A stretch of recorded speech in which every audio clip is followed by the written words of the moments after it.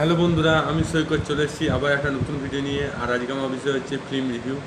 তো যে ফিল্মটা দেখলাম সেই ফিল্মটা অলরেডি বক্স অফিস কালেকশন প্রায় 7 কোটি টাকা প্রথম দিনে বক্স অফিস কালেকশন করেছে। আর রাজকুমার রাও ফিল্ম হচ্ছে ফ্যামিলি ড্রামা নাম্বার 1 ফিল্ম। মানে রাজকুমার রাও একটা অডিয়েন্স বেস তৈরি করে ফেলেছে, এটা নিয়ে কোনো সন্দেহ নেই। আর ম্যাডক কোম্পানি প্রোডাকশন প্রত্যেকবার নতুনত্ব কিছু আনে, এবার একটা নতুনত্ব কিছু নিয়ে এসছে। ফিল্মটা এক কথায় বলবো যে বেশি সময় নেই, 1 ঘন্টা 50 মিনিট মাত্র সময়, এবং খুব সুন্দরভাবে সাজিয়ে গুছিয়ে তুলেছে সিনেমাটা। এখানে মেন যে গল্পটা হচ্ছে, সে গল্পটা হচ্ছে যে মেন যে জিনিসটা, সেটা বিষয়বস্তু সেটা হচ্ছে একজন মানুষ অন্যের জন্য পরোপকারী মানুষ হতে বলছে এখানে। যে অসৎ উপায়ে চাকরি পাওয়াচ্ছে, সৎভাবে তার চাকরি তাকে দান করে দাও, হ্যাঁ, এবং তার প্রাপ্ত তাকে পেতে দাও। মানুষের সেবা করাই হচ্ছে মহৎ গুণ।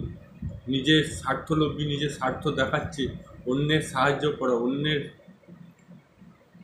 পরোপকারী করা, এটাই হচ্ছে মূল বক্তব্য এই গল্পে।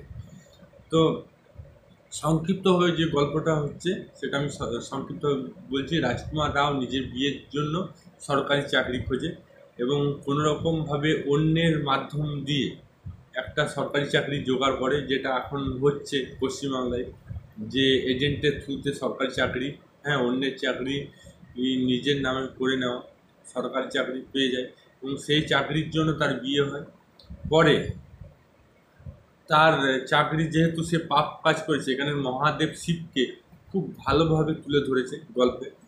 তো সে ভগবানকে খুব মানে, শিব ঠাকুরের ভক্ত খুব, এবং শিব ঠাকুর কথা শুনলে তার মন প্রফুল্ল হয়ে যায়। তো যেটা হয় সেটা হলো, যেমনি তার চাকরিটার জন্য, হ্যাঁ, তার পাপ হয়, এবং সে পাপের জন্য সে 30 তারিখ আর খুঁজে পায়নি, 29 তারিখের মধ্যে আটকে যায়, এবং তার সাথে একটা অবাস্তব ঘটনা ঘটে। প্রত্যেকবারই তার 29 তারিখ আসে, 30 তারিখ আর আসে না, এবং সেই জন্য সে মানসিকভাবে খুব ভেঙে পড়ে, এবং ভগবানকে দান ধর্ম অনেক কিছু করে, হ্যাঁ। তো এগুলো হয়, এবং তারপরে যে কি হয় সেটা জানতে গেলে আপনাকে 1 ঘন্টা 50 মিনিট নিকটবর্তী সিনেমা হলে গিয়ে সিনেমাটা দেখতে হবে। এখানে অনেক পজিটিভ দিক আছে। পজিটিভ দিক যেটা, সেটা হচ্ছে এখানে 1 ঘন্টা 50 মিনিটের সিনেমার মধ্যে 4টা গান আছে। তার মানে ধরতে গেলে আমরা ধরে নেব 1 ঘন্টা 30 মিনিটের সিনেমা। খুব ফাস্ট সিনেমা।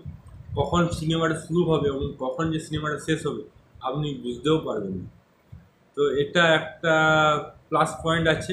আর মাইনাস পয়েন্ট এটা যে গল্পটা খুব তাড়াতাড়ি শেষ করে দিয়েছে। আমি এই সিনেমার ডাইরেক্টরকে খুব ধন্যবাদ জানাবো। রাইটার ডিরেক্টর এই সিনেমায় একই জন আছে। তো তাকে প্রচুর ধন্যবাদ জানাবো, কারণ এই ধরনের গল্প কম দেখা যায়। তো আমি এইটুকু বলতে পারবো, এন্টারটেনিং হবে। এই গল্পের প্রথম দিকে হয়তো খুব মজাদার হলেও শেষ দিকটা খুব ইমোশনাল। তো শেষ সিনটা সত্যি বলছি মানুষকে চুপ করিয়ে দেবে, হতবাক করে দেবে, এবং শেষ সিনেই আসল গল্পটা।